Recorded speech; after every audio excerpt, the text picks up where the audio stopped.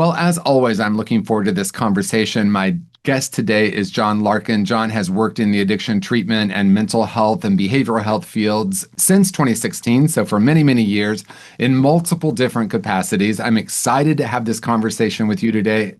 Welcome to the Element Q podcast. I'm your host, TJ Woodward, and I'm thrilled to have you join us for this empowering journey. Each week, we shine a light on the authors, thought leaders, therapists, coaches, and healers of all types who are making a difference in the LGBTQ plus community. Together, we honor those who came before us, the courageous and resilient trailblazers who stood for our rights and recognition. Their strength laid the foundation we stand on today. Here, we celebrate their legacy by diving into the stories, insights, and tools that inspire gentleness, healing, and transformation. So get ready to be uplifted and empowered. This is the Element Q podcast. Jon, welcome to the show. Well, thanks for having me. Before we started in the green room, which is basically us on Zoom before I hit record, we were talking about this idea of healing. And is it really healing that we're doing, or is it something else? And I loved what you said. So I'm wondering if we can kick off the conversation with that awareness that you have that I think is really profound. Sure. What I said was I arrived at this place where I am now, which is that I don't really believe that we are healed so much as we realize that we don't need to be healed in the first place. Yeah. Which is not a mindset or even like a concept that I think I would have understood very early on. I just didn't have that sort of understanding of myself or the world. I am a sober person. I got sober when I was 24.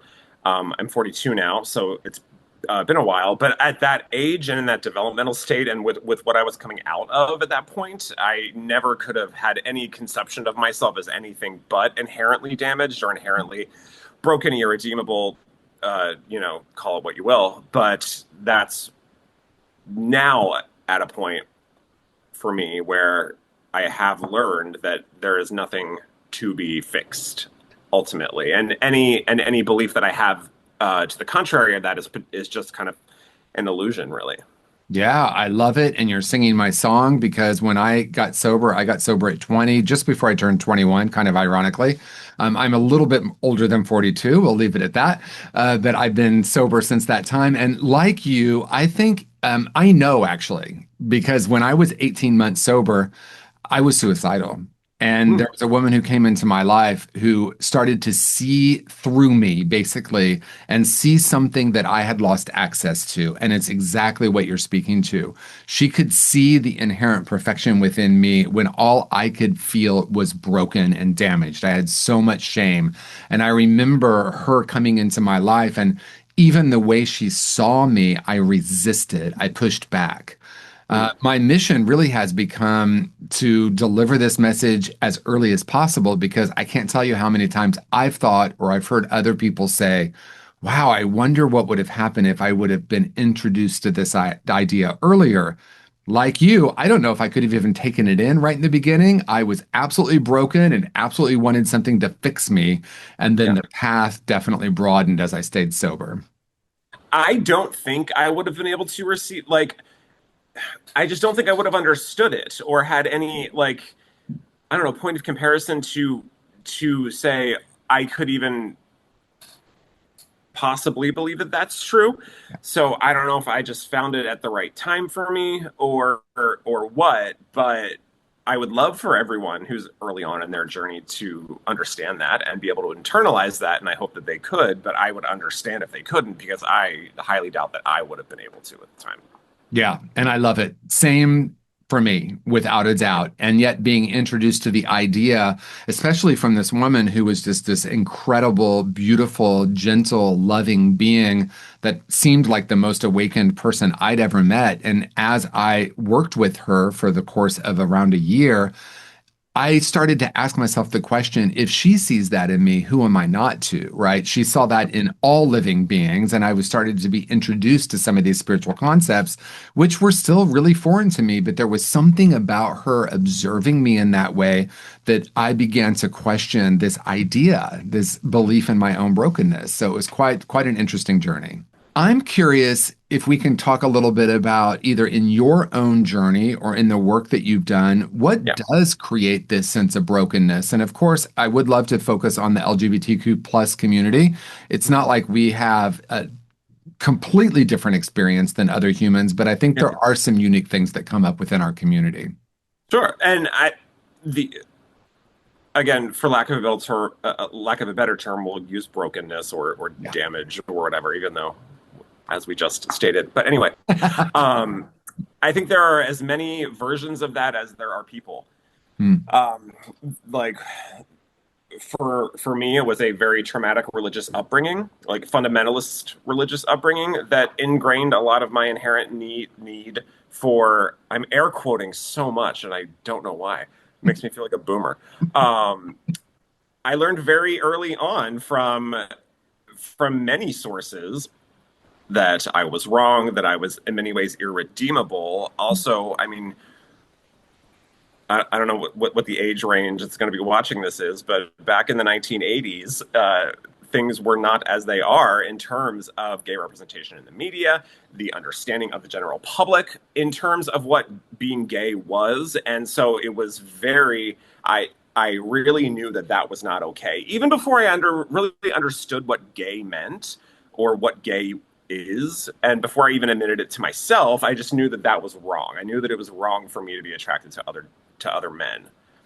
Um, and so the root of what makes us believe that is it's so varied. I find that sometimes it is a straight up reaction to trauma. Sometimes it is people were told by their parents, caregivers, whoever, that they were inferior, that they were bad. We talk about shame all day, probably. Um, but for me, it had a lot to do with that, with the fact that I was damned quite literally for who and what I am. It's really interesting because we do all absorb these messages from so many different sources, right? Whether that's the media or the kids in the playground, literally or figuratively, our caregivers. But when you add religion to it, I think Mm, there's another layer because people then get told whether they get told this, whether it's overt or covert. Not only does society in some ways view as wrong, but this idea of this omnipresent God also believes you're bad or wrong. I was one of the lucky ones. I did not get that message at all. As a matter of fact, church was the safest place for me, and I had gay role models in my church. And this was well before the 1980s. Let's just leave it at that. But I was very lucky. However, going to school, going to public schools in Indiana, I'll just say it in the 1970s, it was, not very easy, right? And so I picked up these messages, and the early messages were really misogyny. I say this a lot on this podcast, but it was really don't look like a girl, act like a girl, walk like a girl, or talk like a girl, right? Those were the early messages. And somehow there's a big difference between guilt and shame, as we know. And I really absorbed that. Like something's really wrong with me. So even though I wasn't getting that message at church or, this idea of God that was judging me, I definitely picked it up from society and somehow believed very deeply that I was broken. Again, we know now that that's not true, but mm. at that time, I absolutely believed it. It's interesting. So I can't remember who said this or where I saw this, but somebody basically said that if you're homophobic, you don't hate gay people, you actually hate women, because of the association between being a Nance, being Nelly, and weakness that is associated with that. So men who are exhibiting traditionally feminine qualities, that's what they actually hate, not so much that you're gay. For me, I mean, I'm a pastor's kid, Oh, wow. uh, of a very conservative evangelical, like super that. And I think sometimes, like, well, if I was growing up today with the certainly under attack now, but far broader acceptance by the general public about gay people and the fact that there is a lot of gay representation on mainstream television shows, be they scripted or not. Would that have made it better, or would that have made it easier that I have any sort of role model or something that I can identify with in mainstream media. And I wonder if that would be better. But then I also think that if I grew up now, I'd have to grow up in the age of social media, which I think I don't know if I would have survived if we had that when I was a child. And I can't imagine having your entire adolescence documented on the internet forever, because most of mine I am thrilled that I can at least try to forget. Um, so yeah, it's an odd space to think about. It sure is. And I, like you, I have said many times, I am so grateful social media did not exist and there was Oh, no grateful social media actual did not exist when I was a kid. Oh my God. recorded memories or like this was documented, right? The things that were Yeah, happening. But also beyond that, I think it's just that ultimate, that comparison, right? That like what we sure. see in social media and that comparison. And I Yeah. agree completely that, it's a light and a shadow, right? There is obviously more mainstream acceptance. I didn't Yeah. have any positive role models on TV. I mean, I was in sort of the advent of when we first started having gay characters on TV, like in the Mm. 70s, but most of them either committed suicide or they were killed or, it Kill was your gaze. Yeah, it was exactly. pretty dark, right? It was pretty dark, and I'm so grateful that that is different now. I think it's also interesting what happens within our culture based on these messages, right? And I know for myself, the way I reacted or responded, mostly reacted, was just to be really, really gay and think that Mm. I had healed everything. I'm fine because I'm really out and let me wear as many earrings as possible. So I don't have internalized homophobia, right? And it wasn't really until I was in graduate school when I hit around 40 that I realized how much of that I had absorbed and how much that was still running the show. Not direct homophobia, but Mm. more like that deep shame. Like, even Mm. though intellectually I knew that it wasn't true, I did absorb that. Sure. I think for me, it wasn't so much like let me look or act as gay as possible. It was like let me f as many dudes as possible. It was kind of more that direction for me, uh, which I don't know if that re-ingrained internalized homophobia for me. It was in a sense an act of rebellion against what I had been raised as or raised to believe. Um, so I think it was more a reaction to that. Um, but it did result in feelings of guilt and shame, not because I was being sexual with other men, just because like I didn't have any understanding that that is, even though I was like, I'm going to do this, I'm going to be who I am, like that was all very much words, and it was not where my mindset was. I still, for many years, like into my 20s, maybe even into my late 20s, felt an enormous, like some instant amount of guilt, even though I was able to instantly recognize it and say, this is not real or this is not factual. But it was still like the default response anytime I was with someone. Yeah, I have the same experience. I Yeah. remember feeling just extreme shame Yeah. anytime I was sexual or even attracted to someone. I Sure. would be attracted to someone, and just feel a shame spiral. And Yeah. I think it's interesting because there's a couple roads I'd like to go down with you. One is like I love that you're talking about I had an intellectual understanding, so I'm aware Yeah. of the pattern, right? I did, 10 years of therapy in my first 10 years of recovery. I had done, in my case, I'd gone to 12 step. I'd done the steps. I had done all the things that I thought were supposed to get me to a certain point, but that automatic response was still happening. And it Yeah. was the call to deeper healing. So I wonder if we could explore that a little bit. How do we shift that from just an awareness to, because like I love what Bessel van der Kolk says. He says, trauma doesn't show up as a memory, it shows up as a reaction. And Mm. it's often an automatic response to something. And I know for myself, anytime I was around, I moved to San Francisco when I was 26. And so I was like, 5 years sober. And there was a lot of sexuality all around me. And I remember just feeling really afraid, even though intellectually I understood that I was safe and I was okay. And it really was me unraveling my own sexual trauma. But there were so many layers to that. I'm just curious for you, how do we shift from the intellectual awareness to the deeper healing? I think it does require practice like anything else. It's something that we have to do repeatedly. It's more a matter of moving from like compulsion to consciousness in that respect, and that like being very conscious of what I this is what I am feeling right now. and that is not authentic to me, again, it's one of those things that's in the way of me realizing there's nothing to be healed in the first place. Right. One of the I very much believe that recovery, sobriety, it's not about getting things, it's about getting rid of things. So there is no, you know, I I felt bad and then I did this and now I never felt bad again. Like these things do return to us and they only are effectively removed, so to speak, if we choose to let go of them. And we oftentimes, I find, have to choose to let go a lot or choose to let go repeatedly.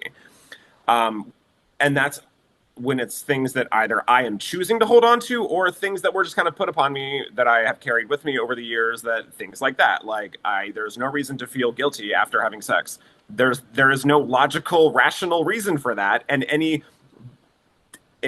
belief that and that this hasn't happened for a long time, but back when it did, it really just had to be a very conscious acknowledgement. This is what's happening right now. It's neither good nor bad.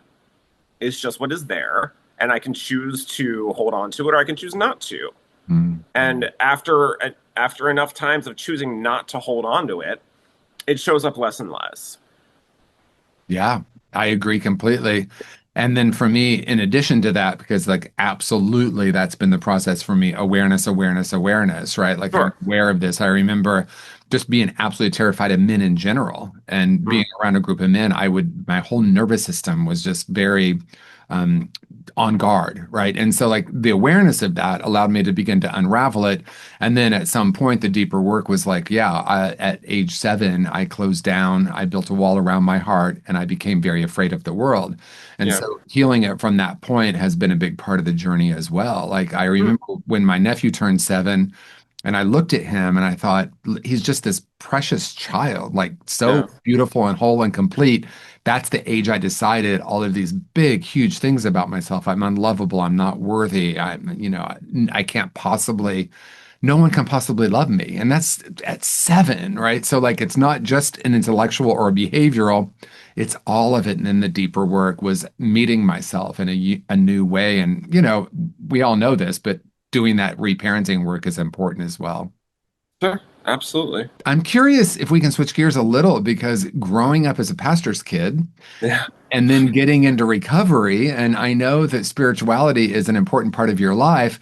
And a lot of people, when they come into recovery, whether it's 12 step or, they're exposed to spiritual concepts, it's easy for people to resist that because of, I would say, the religious trauma. I don't know if that's too Yeah. strong, but um, No, that's spot on. I figured it was, but I didn't want to put words in your mouth. So, like, how do you, or how did you, even more importantly, um, start to navigate that? As someone who is also active in 12 step and still am, I have an entirely non-theistic approach to any kind of spiritual concept entirely. It took me a while. I stressed over the higher power thing a lot, and I think a lot of people, gay or otherwise, do, but I really stressed just over the concept of a higher power and what that was going to look like and how I would interact with that. And it was a very difficult thing for me early on. And I kind of over the over time realized that I was spending so much time stressing over what this was going to be that I never actually stopped to ask myself if I believed any of it in the first place. Right. And that was a huge moment for me because the way that I think about the existence of God is very, very simple in that if I were to get on my knees and pray right now, do I honestly believe that anyone hears me? And the answer is no, I don't. And it's as simple as that for me. Um, I just don't. If if I were to pray, and silently, I don't think anything hears me. Okay, so that's fine. And I feel like now I'm at a point where even if I did believe in God, I don't think I would have God as my higher power in relation to my sobriety. If for no other reason that it's too amorphous, it's too nebulous. I can make it into whatever I want. One of my major issues with religion is like the interpretive nature of it, that we're always interpreting things like, what does this verse in the Bible mean? What does this thing that happened to me mean? Most things don't mean anything. Most things just are. And that's not that's not, again, neither good nor bad. It's not nihilistic. It's just like I'm not that important. And that's, again, that doesn't mean that I don't have worth. I'm just not like that important. I am a blip on a screen in the grand scheme of humanity. And that's okay. It helps me at least keep it like on a smaller, more like, manageable level, that that things have to be practical and rational for me to understand them and connect with them and then put them into practice in a way that is useful for me. So, the idea of prayer and meditation, again, I don't pray because there is no God, but the concept of meditation and making that a something that is a practice, yes, but also just a lifestyle choice. In that, I understand meditation to simply be awareness without judgment. I'm very DBT about that, in the sense of like note the act of noticing my circumstances, noticing what is external, noticing what is internal, and not attaching anything to it. Good, bad, right, wrong. I am the one who decides how. I used to have the one of the best people I've ever known in my sobriety used to always say we are as crazy as we choose to be. And if I am if I am attaching judgment and meaning and all this stuff to my experience as a human being, I am choosing to be less sane than I could be. Ultimately, a spiritual experience, a spiritual understanding, a spiritual awakening, call it whatever you want, it's really just an elevation of consciousness. That I am more self actualized, that I am more functional, that I am less essentially judgmental of myself and the world than I was maybe 5 minutes ago, a month ago, a year ago, whatever it is. My consciousness has raised to a point that I can be more aware, more present, more effective. That's right. And we create the meaning from the experience, and based on the meaning I attach to it, Sure. that's the experience, right? So I like to be controversial as well and say, no, everything does not happen for a reason, not in the way we've been taught. Not at all. There's this universal, energy that's dictating exactly like, do I get the parking space, right? But when I attach a meaning, I'm either attaching it consciously or unconsciously. So if I'm in my old story of I'm not worthy, I'm not good enough, if I'm vibrating with the frequency of I'm unlovable, I'm going to continue to unconsciously choose and replicate that. And I Yeah. think there's a couple of things I want to lean into because I like to Yeah. be as controversial as possible, right? All So right. we Let's talked a do little it. bit about 12 step, and I think the power of the 12 step movement when it comes to this idea of God is that you get to choose your own conception. Actually, Yes. it's really interesting. My mentor, Mary Helen, knew Ebby. That Ebby was the person who came to Bill Wilson, the founder, co-founder of AA, and said, you can't say God, you have to say of your own understanding. Yeah. So he was the person who brought that. The funny part, or maybe it's not a funny part, he couldn't stay sober. So he doesn't really get credit, but he really was one of the foundational people who started 12-step movement. Yeah. So that's an interesting layer. But I also, I hear people in 12 step saying, choose your own conception. And then they Mm. kind of lean in and whisper, but eventually it'll be God. And I know that's changing, but there is such a strong group of people within that. It's a strong consciousness there.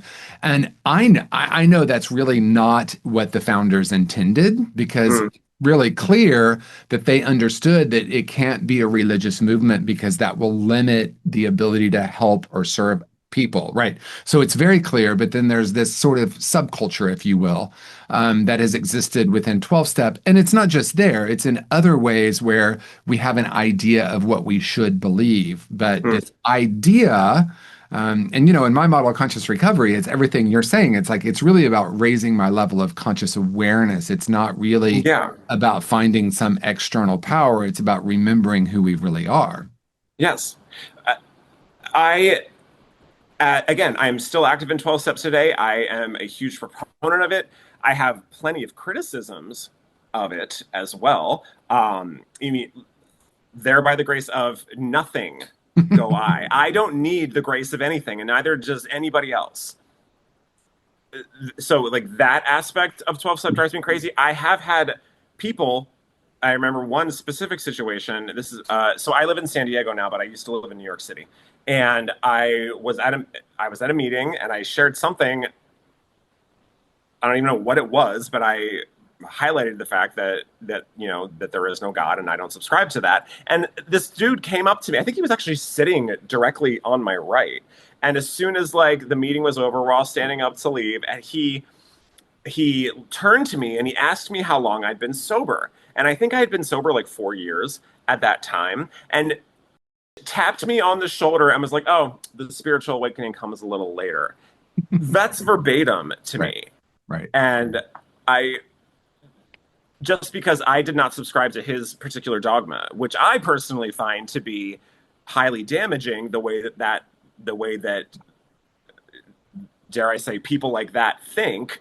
So, I could say the same to him, I suppose. But the 12 steps, I mean, in general, are, if you think about it, are fairly progressive for the time that they were written. This notion of Absolutely. a kind of polytheistic approach to anything at that point in certainly American culture what is not at all where people were. I think we were an even more Christian nation then, so to speak, than we are now. But there are also things in AA that are just factually just not correct. I mean, the Big Book of Alcoholics Anonymous describes alcoholism as an allergy, Right. and that's just biologically false. Right. An allergy has to do with your immune system. Alcoholism has nothing to do with your immune system. It doesn't matter how much Claritin I take. There is not an EpiPen strong enough to save me if I were to go back. So, and I've had people even get pissed at me for criticizing that aspect of 12-step philosophy, if you will. I think the steps themselves are fantastic. There's a whole lot of other crap that I think is not.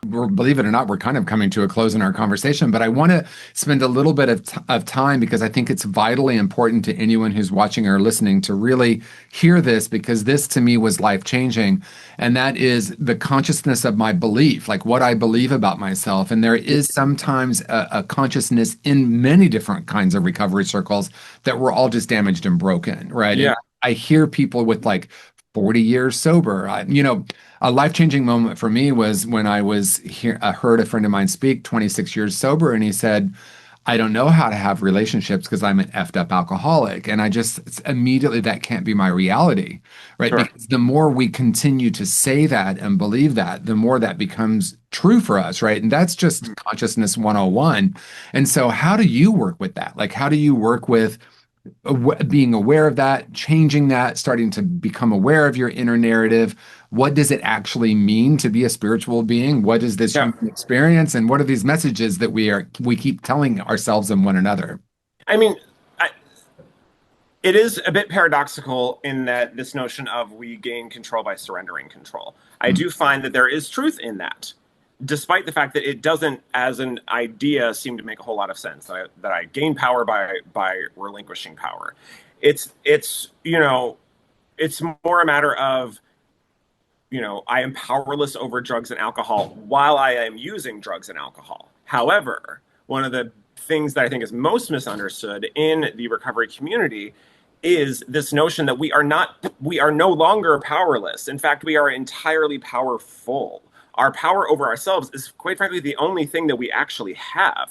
The decisions that I make today, small, large, whatever it is, are the only things that I actually have control over. I can feel like I have control over other things. I am frequently shown that I do not. But our our power as people is all that we have, and it's a wonderful thing that we have. And I think the more that we lean into that, and again lean away from this notion that something is going to swoop in and save me. There is no God, there are no miracles, no one is coming to save you. Do it your self. That really is kind of my approach to most things, like Okay. self-assertiveness, self-actualization in that capacity. Yeah, I love it. So, is there anything, John, that we haven't talked about that you want to like spend the last few minutes with, or anything that you want to say? I feel like we could just talk for like another I hour. was going to say there's So much more. just the one thing. I can no, I mean, there's nothing like specific that I am thinking of. No, no, no. It's great. I think that we've covered so many different things, so many different opportunities for someone to start to question. I think, if Sure. anything, the one thing that has helped me more than anything is to question everything, stay curious, which is kind of overused these days, holding space, staying curious. But I the truth hate the is, term holding space. I hate it so much. but the truth is, to legitimately do that is to Yeah. realize like that I can shift my consciousness through questioning and through curiosity and not Yes. really believe that I have the answer, right? Being in the question is so much more powerful. So I don't know how that resonates for you. We could spend a whole thing on holding space, but No, well, I mean, completely in the sense that like it really is the more I learn, the less I know, and that's an yeah. exciting thing.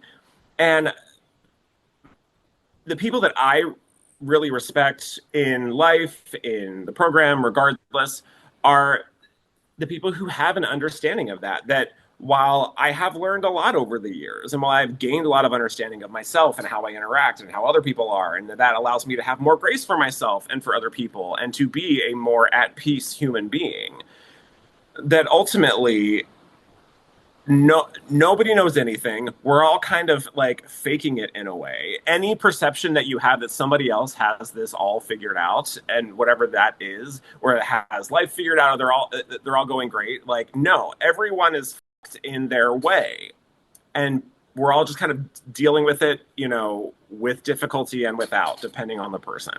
Any Oh my gosh. perception of perfection is just of someone else's perfection is just an illusion. And again, that's okay too. I do that too. I look at people's Instagram and think, how the do you travel 9 months of the year? I know what you do for a living. I don't know what their deal is. I don't know when those pictures were taken. I know when they were posted. But again, like we cannot compare ourselves to the what is being presented by anybody else. It's really just, again, this is bringing it back to like where am I now? What is my journey now? And am I attaching anything to that? Yeah. If I can refocus on that very, very basic tenet, I am, again, far more at peace, far more effective, far more useful to myself and to others, versus all the places my mind can go. Well, thank you for this lively conversation. I know that this conversation will spark some interest in people. So I'm going to encourage people to comment. Whatever those comments want to be, we're open to them. Yeah. Share this, like and subscribe. But I think there are some things that you touched on that will definitely push buttons in the best possible way, because it's like let's take a look. Let's take a look at this. So I appreciate you. Thank you so much. For anyone watching or listening right now, Jon's contact information will be in the show notes. Thank you once again, everyone, for tuning in to the Element Q podcast. And Jon, thank you so much for our conversation today. Thank you for joining us for this episode of the Element Q podcast. It's an honor to walk this path of healing and transformation with you. Remember, the courage and resilience of those who came before us live on in each of us. Let's continue to carry their legacy forward as we support one another in creating a world filled with love, gentleness, and empowerment. If you enjoyed today's conversation, please subscribe, leave a review, and share this podcast with someone who needs to hear it. Together, we're building a brighter future, one story at a time. Until next time, I'm TJ Woodward, and this has been the Element Q podcast.